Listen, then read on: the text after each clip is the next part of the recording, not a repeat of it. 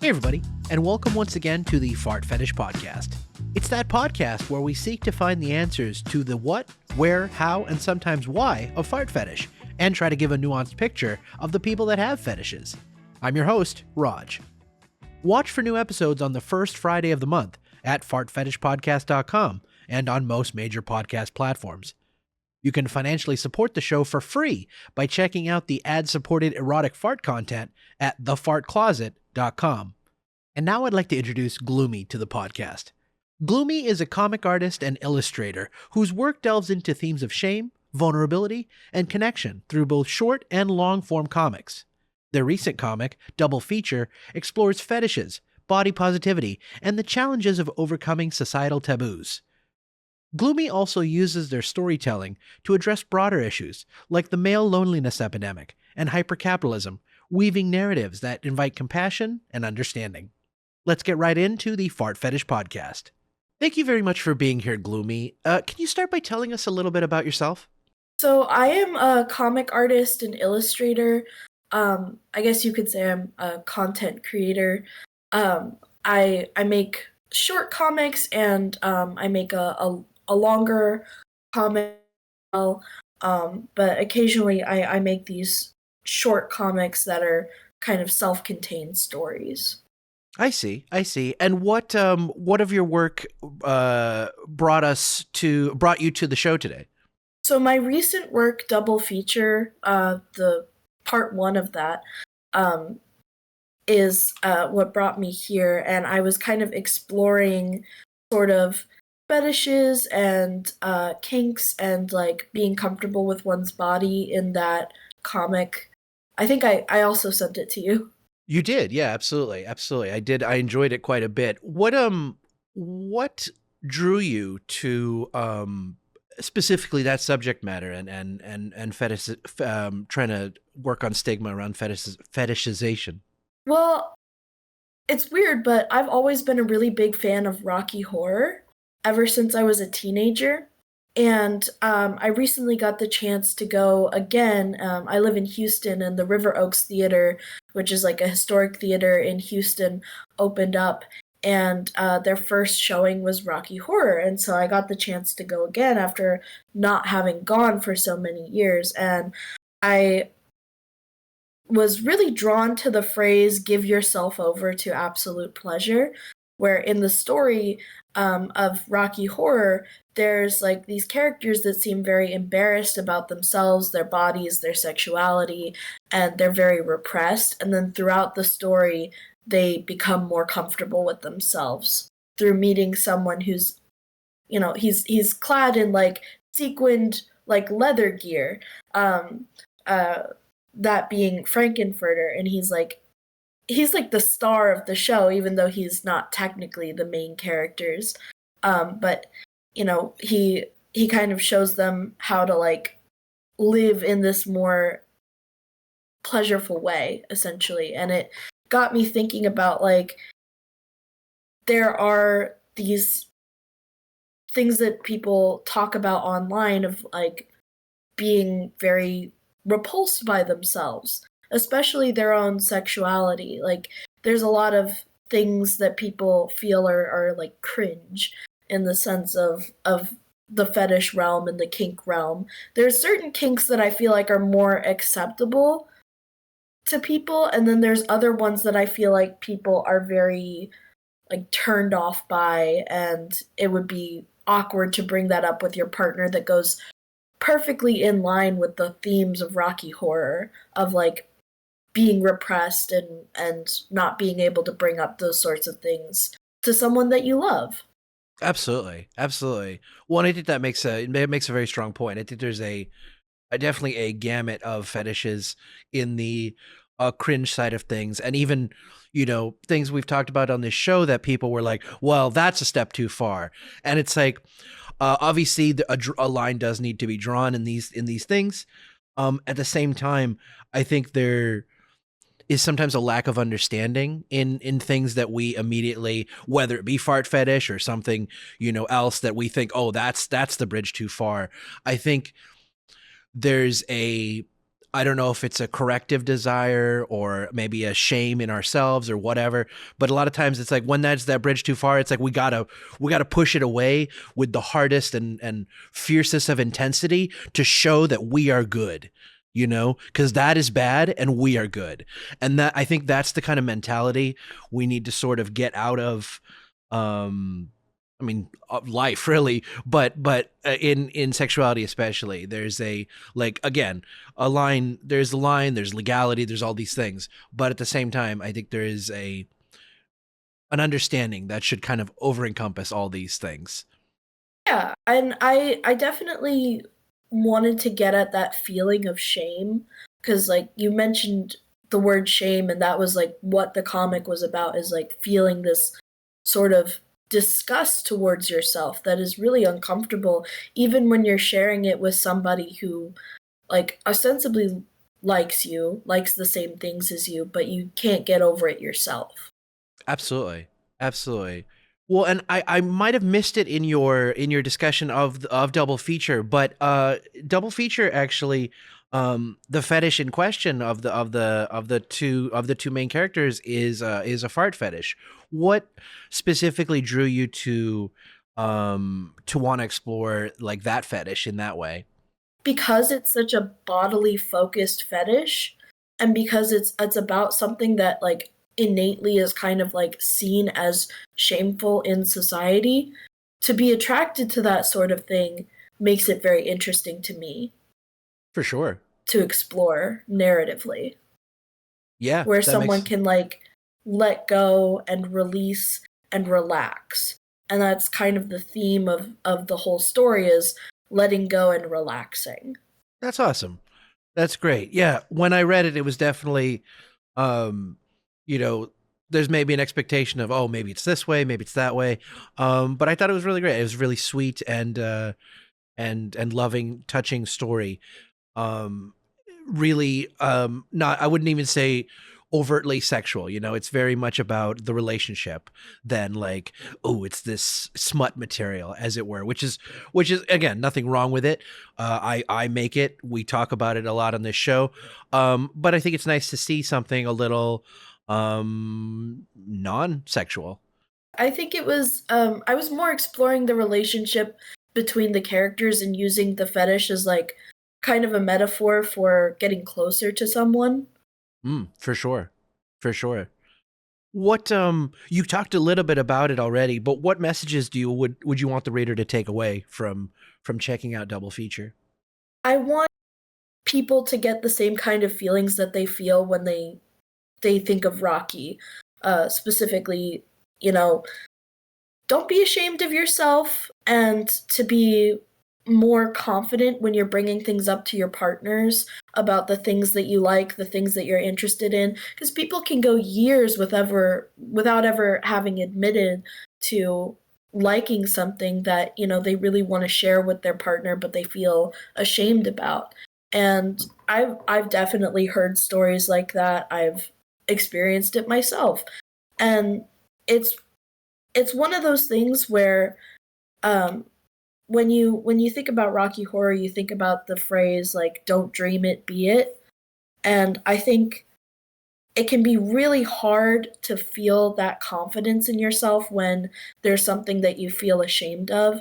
And I just wanted to give that message that like there are people out there that are like you and there are people out there who even if they're not exactly like you, if they're your partner, they should be willing to at least try to make you happy in some way.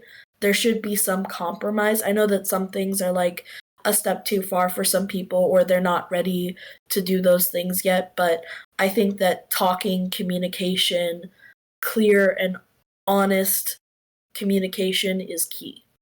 Absolutely, definitely, definitely. And I think there are options. I mean, I've talked about it here on the show. I don't know how receptive people are necessarily. I think times are changing, but you know, exploring ideas like polyamory, like maybe you have a sexual partner and a romantic partner or whatever the case may be, however it works for you and your, partner or partners. I think there's a rigid paradigm around relationships that, in my opinion, could definitely use some refreshment, especially in terms of getting people's more specific needs met, if that's the case, and they're in with someone that they, you know, love on all fronts, but they just can't do this sexual thing or just can't do this whatever. I think there is a discussion to be had there, um, in that realm. I think also friendships, especially friendships that start online, can somewhat turn romantically, whether it's because they are interested in the person and they don't have a partner, or because friendships kind of have this kind of closeness that you don't always have with everyone else, like your acquaintances and the people that you go to work with, and things like that. When you have a true friend that you can actually come to and talk to about things, there is a kind of a bit of a romanticism to it. Absolutely. Absolutely. Have you experienced like online friends becoming more true friends, maybe even getting it together in person or something like that? Oh, yeah, absolutely. I explore online relationships all the time in my work because my fiance is actually someone that I met online, and then we started a relationship, and we've been together for about 10 years now. That's great. That's awesome. Congrats. Thank Congratulations. you. And then we also have friends that started out online, and then we ended up being in the area. So now we get together all the time on weekends, play board games, play Jackbox. We babysit their daughter.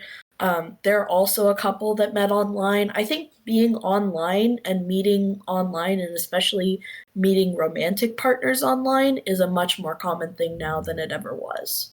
Definitely, definitely. Yeah, I think it's a big paradigm shift where there's almost a discomfort in someone like maybe approaching in person. This is me speaking anecdotally, but yeah, it does seem like the normalcy is kind of this um online gatekeeper, maybe, as it were. In some ways, I think there's some maybe safety there and some comfortability there, and I think I'm almost 40, so the times are changing.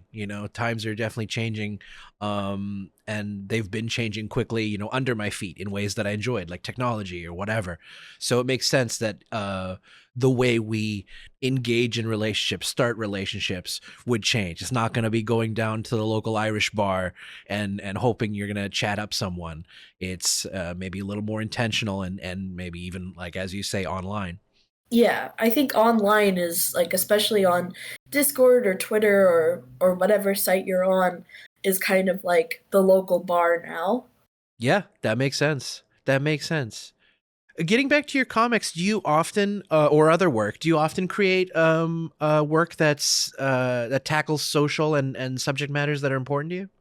Absolutely. My mainstay comic, which is a longer ongoing story called Cat Girl, is about the male loneliness epidemic, and also about online relationships as well. More so in the toxic side of online relationships, but definitely about being online, being chronically online, and also how that can affect your social and romantic relationships. For sure. For sure. Can you tell me more about the male loneliness epidemic from your perspective? Even if you want to talk about it in the context of Catgirl, that also I think could work. And really, what inspired you to want to tackle that subject? So I had always been very interested in that sort of subject matter, almost from like a feminist standpoint. I read a lot of bell hooks, and particularly um, her book that kind of tackles men and male relationships, specifically like the role of the father in like a man's early life, um, kind of really opened my eyes to how men are suffering under patriarchy as well. And I wanted to make a story that kind of talked to that idea of like incels and the male loneliness epidemic that was a little bit more compassionate, a little bit more empathetic, a little bit more not necessarily taking that side, but understanding where the problems arise. Like the main character himself is a mixed race autistic man who self identifies as an incel, but he's also the main character and the protagonist. And he's not necessarily always the good guy in the situation, but you at least understand where he's coming from. You at least understand that he's trying to better himself. I see. I see. That's really compelling. That's a very compelling um uh I mean subject matter in general, but very compelling way to kind of talk about that. I think I got a bit lost because I think there's a tendency to I think the male loneliness epidemic has I mean there's probably manyfold problem, but I think two of the main problems is it is exactly what you said. It's caused by something, or maybe that is the problem. It's caused by something that is in some ways celebrated by men. And I think it's almost like almost like in some ways men that buy into the patriarchy are a bully, and yet you recognize that like a bully at school there is a underlying reasoning behind it. It's not just I'm a jerk. This is an 80s movie. I'm a jerk, you're a good person, I'm a bad person, whatever. There's a nuance to it that is not really discussed or explored, and it's kind of written off. So that's really I guess I appreciate that level of nuance into the topic. Do you have a like overarching idea? You maybe already mentioned it, but do you have an overall arching idea of what you want to get across about the male loneliness epidemic? I think what I want to get across is that sometimes things are not your fault and you're struggling in ways that are extreme. But the pathway to, I guess, like salvation for lack of a better word, is the connections that you make with other people, the true connections, the unconditional love that you can have for other people, regardless of if they're romantically involved with you or platonically involved with you. For sure. Yeah, absolutely. Absolutely. I think for some, I guess maybe myself, I'm speaking for, I think there's a nihilistic maybe embrace of that, of like, okay, I'm gonna collect the best not collect like Pokemon, but like I'm gonna gather the best people I know, the best humans that I can find, and that'll be my group. But otherwise I will kind of be a bit um cold, I guess, to the rest of the world, because knowing that there's like a lack of forward momentum towards like making improvements in society. Would you agree with that, or would you disagree personally? I agree that there's absolutely a nihilistic view of the world. And I think that there's a nihilistic view of other people. I mean, I've noticed this kind of shift in the ways that we talk to each other, especially online, where, talking to someone or venting to a friend is now considered yapping or trauma dumping, or, the ways that just these very subtle ways that we've kind of described basic human interaction and necessary human interaction with these very negative connotations, where we're kind of isolating ourselves from each other and we don't have a good view of the we don't have like the fire in us to change the world around us. For sure. For sure. I mean that is kind of the the big bad of today's world. Again, I don't want to put the sole blame on people, but the um propaganda, the socialization, the everything we've experienced, at least in the US, maybe other places of the world as well, where we're seeing the same kind of issues rise. Um, yeah, there's the hyper focus on individualism.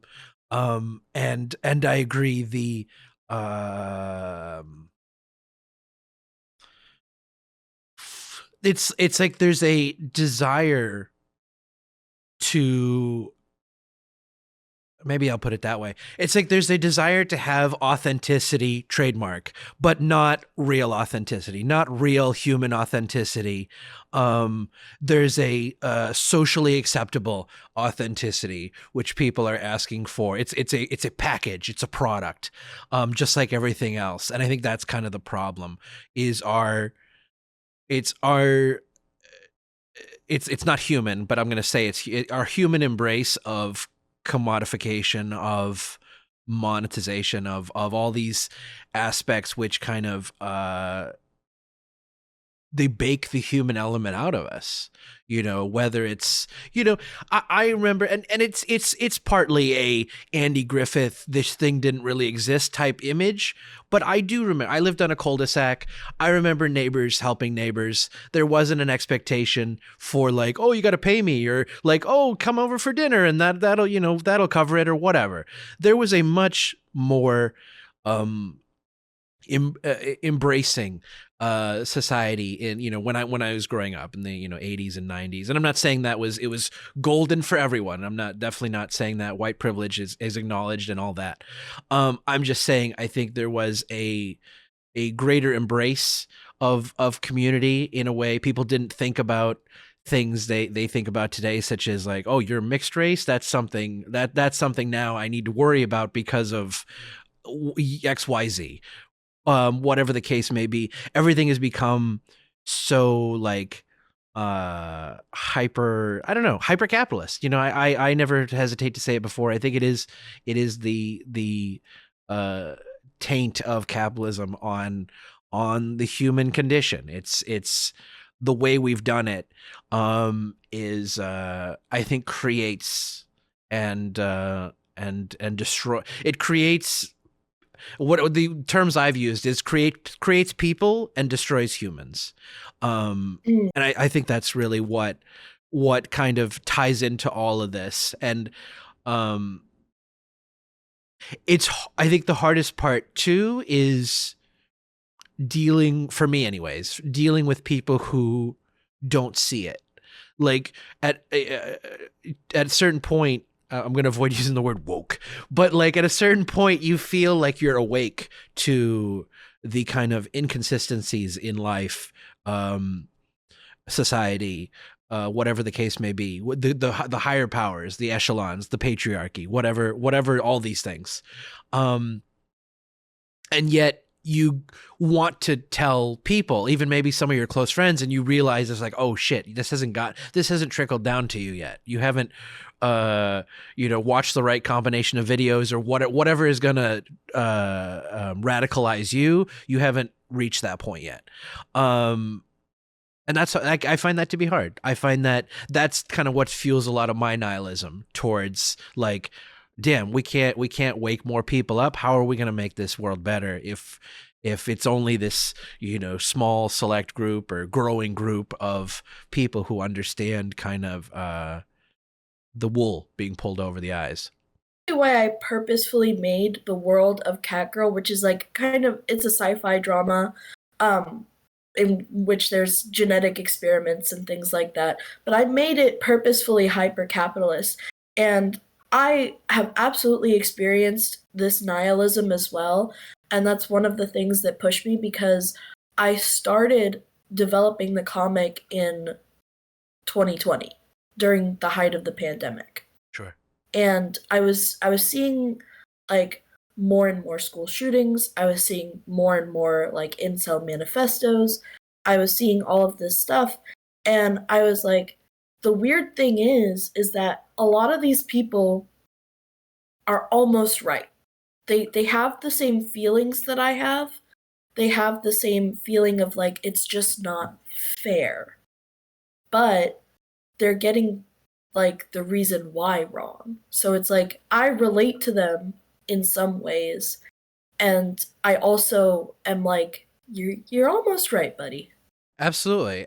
Well, and then there's figures. Andrew Tate's the one that comes to mind, that basically, again, what do you call it? They continue to push up the patriarchy and the evils of capitalism by commodifying the, like, oh, those negative feelings you have, they're justified, they're good, and they're right, even though other people are telling you it's like, no, it's time to start thinking about, women are humans and other, other things that are not like, that have not been like, this should be obvious, and yet we're not part of society. There are people that continue to, unfortunately, even make money off telling people what they want to hear, even if it's maybe not good for them, to be continuing to perpetuate those ideas. That's a really good point, because I get a lot of pushback as like someone who would self-describe as a feminist for saying that I have a lot of empathy and I feel bad for and am concerned for men in society. I get pushback of that as like, how could you, like, you're a traitor and all these things, and I'm like looking at things that are going on, and I'm saying like, look at what's happening to them. Their illiteracy rates are up within men. They are graduating high school and college at lower rates than ever before. There is a male loneliness epidemic. There is a horrible amount of people online who are exploiting them for their negative feelings and selling them back a solution that's never going to work. Absolutely. Absolutely. It's dark. It's a really dark, it's a really cynical way to even do capitalism, even, because it's like, I think in a pure, an ideal sense, capitalism is supposed to help. It's supposed to, like, you have a product, I have money, I buy it, now I have the product. I make a better product, oh, I buy it from that person, that maybe person goes out of business or whatever. Maybe that's not ideal, but the point is, like, that's supposed to be what it's for. When I think there's a kind of poisoning of this, it's like, not only are you making society worse or preventing it from progress or halting it, you're also, continuing to feed us the poison as well, in the form of the capitalistic endeavor as well. It's really like, I don't know. It's harsh. It's like, we've come a long way from the, PBS Mr. Rogers and things like that, where things were much more, I don't know. They were at least a lot more friendly. I think for me, there's a certain, like, resignation to this current part of time, because we have so, not we necessarily as individuals, but society seems to have doubled down on a lot of the negative aspects. A lot of the and maybe it's just a vocal minority, hopefully, but the thing is, it just seems so, at the moment, it feels so insurmountable to affect change when you have, like, almost a militant desire to maintain it. And at least as far as, the US goes, and probably other countries, it feels like that side is overpowering and winning at the moment. So we'll see. Maybe I'm wrong. Maybe I'm wrong, and there will be a much greater upset to everything that's happening, the inevitable pendulum swing. I don't know. I would also say that the negativity turns in on oneself as well, because you're negative towards other people and you judge them for pretty much everything, even like the basic necessity that humans have to talk to each other. And then you're turning that in on yourself, and there's this concept of like self cringe, where people will do something and they'll be like, "Oh, I have like embarrassment from that. Oh, I'm embarrassed because I'm talking to people. I'm embarrassed because I'm connecting with another human, and it makes me feel vulnerable, and I don't know what to do with that." Absolutely. Absolutely. Well, and I think one thing that, like, for as, I think, well read as our society may be in some ways, not even just like reading, but like, oh, there was a YouTube video on this, so now I kind of know this topic or have an idea, have a surface level take.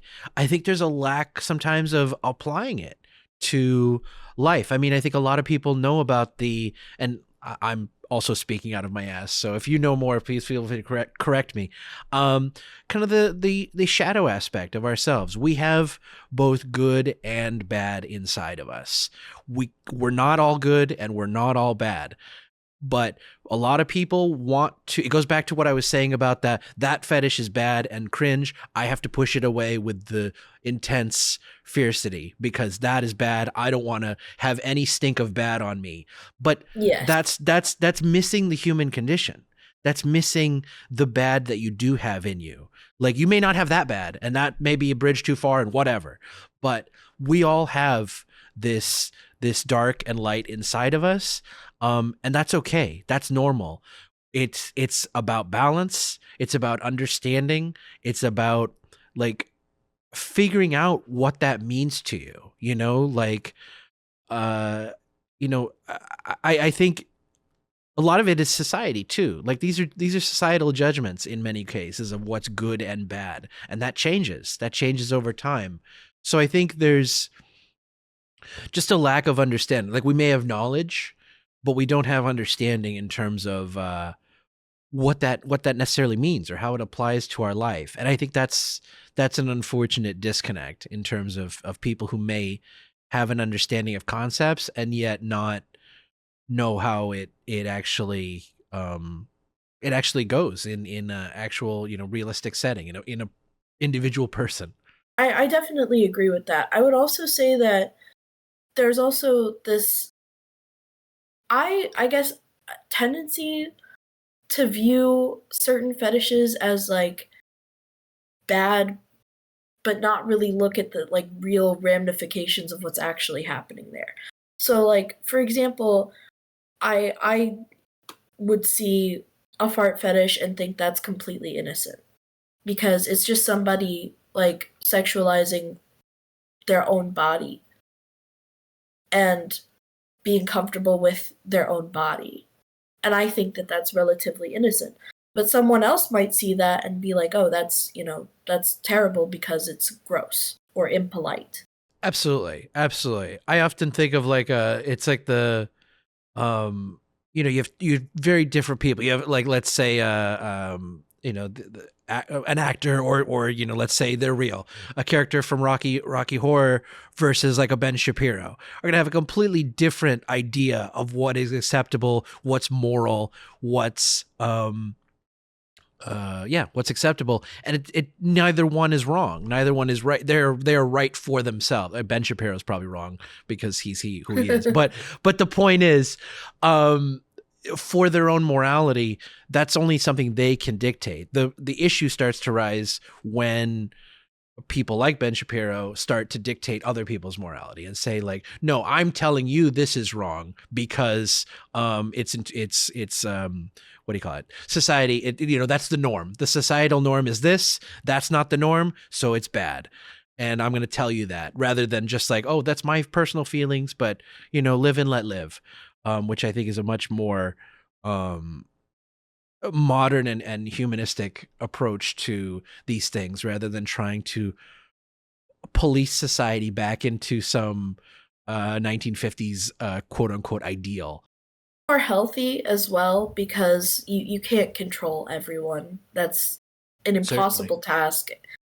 And I was noticing that this is kind of a tangent, but DC Comics had released a teaser for their official April Fool's Day comic, and their official April Fool's Day comic is blatant fart fetish using Harley Quinn, which there is a precedent for because Bruce Timm has drawn her playing with whoopee cushions in a provocative way, and she's also had fart scenes in like the TV shows and stuff. People love this character, and they know that she's known for that within the community.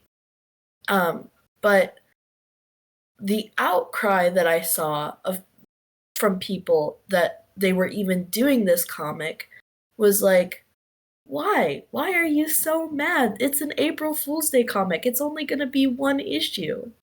Absolutely. But because it's something that's not societally seen as the norm, it's now this huge problem. And people were even trying to make it a bigger problem than it actually is by comparing this to saying, like, oh, well, there's DC characters of color that are not able to get 12 issues, but this gets published. Which, these are comparing apples to oranges here. This is an April Yeah. Fool's Day comic. Yeah, no, I agree. Can definitely be sometimes that I don't know what exactly to call it, but like maybe a pile on of like, well, I don't like this, so let me wedge my issue in as well, even if it's maybe not of the it's an issue worth tackling on its own merit. It doesn't have to be like against this or versus this. It's an issue that, like, yes, this is also true. That is also something we need to figure out. And yet, maybe let's argue about this Harley Quinn issue or whatever, that, maybe it is acceptable, or maybe it is catering to a certain party. Maybe it is exactly part of a character which seems to fit. I think people, maybe especially with a character as probably highly sexualized as Harley Quinn, I think people maybe try to get an ownership of it. It's like, oh, I've sexualized her, so now that you've portrayed her this way, I can't, or you've ruined it. And yet there's no ownership. They're not your characters, whether it's drawn by someone making a fart fetish comic, or drawn by someone who just fetishizes Harley Quinn or the character, or in general. Like, they belong to the world, the both of those interpretations, and what do you call it? So most of those interpretations are valid. They're someone's individualistic interpretation. Not actually hurting anyone. Precisely. Absolutely. Well, and you brought me to an interesting question I wanted to ask. Do you have any like fetishes or kinks that you're comfortable discussing personally? I can say for certain that yes, I do. I would describe myself as like, I don't know if I would qualify as an eproctophile, because I'm not really into the smell side of things. I don't have that good of a sense of smell, but I very much like the ASMR factor of it. Interesting. Well, and I definitely don't think it precludes. I think many people have come on this show and said they don't like the smell aspect. It's mostly like either the sound or like the vibration. And obviously, many people talk more ethereally about the intimacy or the camaraderie. Two sides of the same coin, in my I think opinion. that's also the part of it, is that it's a very intimate thing. Like, I remember the first time that I ever did that around my fiance, and at first I was really embarrassed, and I think that's where it might have developed, is because it was this sense of like, oh, we're comfortable now. It's fine. I don't have to be embarrassed. Yeah, that makes a lot of sense. I know there's some unfortunate realities for some where they do express like a comfortability, and their partner remains unable, unwilling, or can't understand, which is I guess totally valid. But it goes back to kind of what you were saying about um having a partner that can understand you, that can at the very least have this conversation about how to get needs met, if it's not within the strict paradigms of this relationship, or whatever the case may be. Yeah, and there's always like things that your partner is not going to like, and things that you're not going to like, and it's really just about working those things through, because not everybody likes the same things. Like, I know that there's different games that he likes that I don't really like playing, or different TV shows that we don't agree on, and things like that. And that's just part of being in a healthy relationship, is knowing that you are together, but you're your own people. For sure. Absolutely. That makes sense. That kind of ties into a question I wanted to ask. Is there any like influential media, TV, film, what have you, that even comics that that you recall, whether your formative years or now, that inspire your work, whether it be, you know, artistically or in subject matter? Yes. So there was a graphic novel that I read when I was really, really young. I think I might have been like 10 or 11. And it was called Escape from Special. It's about a girl who is classified as special needs education, and she is kind of going to different schools and coming to terms with growing up. It's very much a coming of age story, and it was very, very formative for me. And then, of course, there's the works of Alison Bechdel, Linda Barry. I was big into superhero comics. I also am really into things like anime.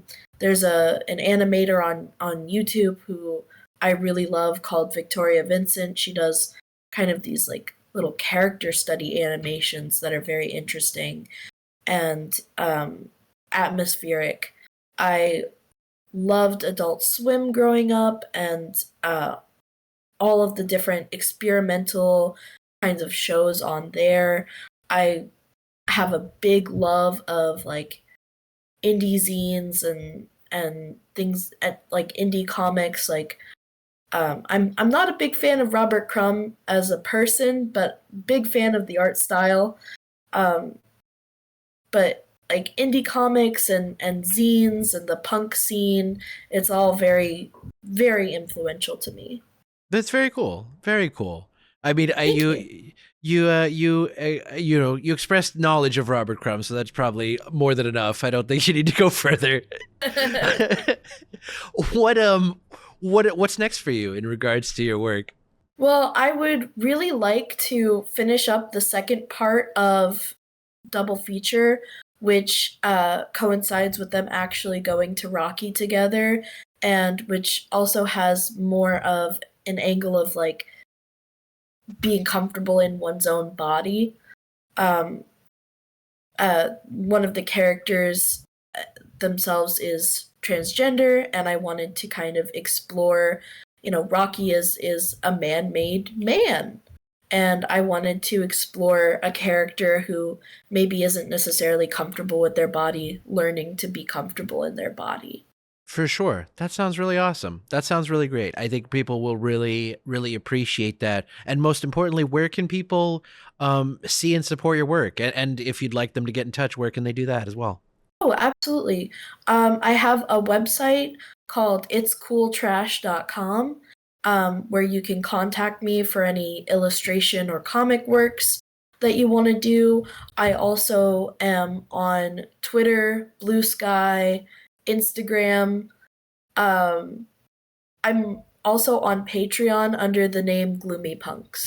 That's awesome. That's awesome. I'll put that URL in the show notes. And Gloomy, I cannot thank you enough for coming on and talking to us. This has been really a very the word inspiring is coming to mind, but it's not exactly what I mean. More of intellectual and deep discussion about like social topics. So I really appreciated and really enjoyed having such an engaging conversation with you. Thank you. I enjoyed it a lot as well. It was very great to be on the podcast. I've been listening for such a long time. It was nice to be actually like talking to you. That's awesome. That's awesome. I'm so glad to hear it.